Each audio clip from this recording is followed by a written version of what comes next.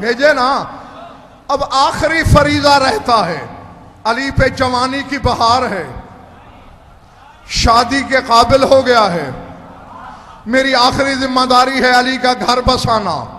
اور میرے حبیب میں اس ریت اس روایت کو بھی جانتا ہوں کہ بیٹے والا بادشاہ کیوں نہ ہو, بیٹی والا بھیکاری کیوں نہ ہو, بیٹے والے کو چل کے جانا پڑتا ہے.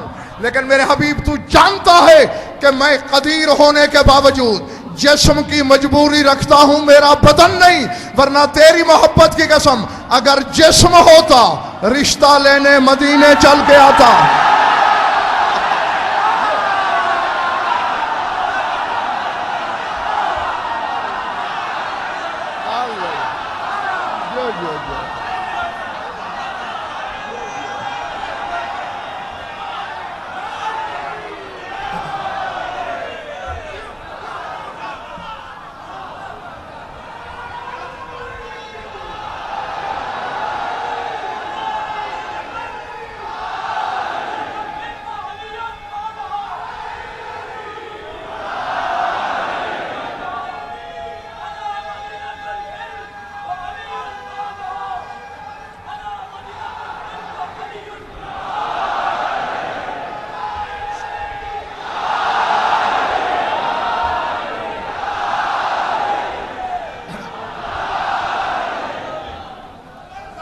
سمجھ میں آئی بات؟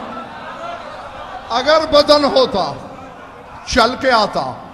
لیکن میرے حبیب تیری محبت میں مجھے اتنا بھروسہ تھا, اتنا ناز تھا کہ تیرا میرا گھر بانٹا ہوا نہیں ہے, تو محسوس نہیں کرے گا. اس لیے رات کے پردے میں, کبریائی کی تنہائی میں, وحدت کی خلوت میں تجھے بلایا. مجھے علی کے لیے بطول کا رشتہ چاہیے.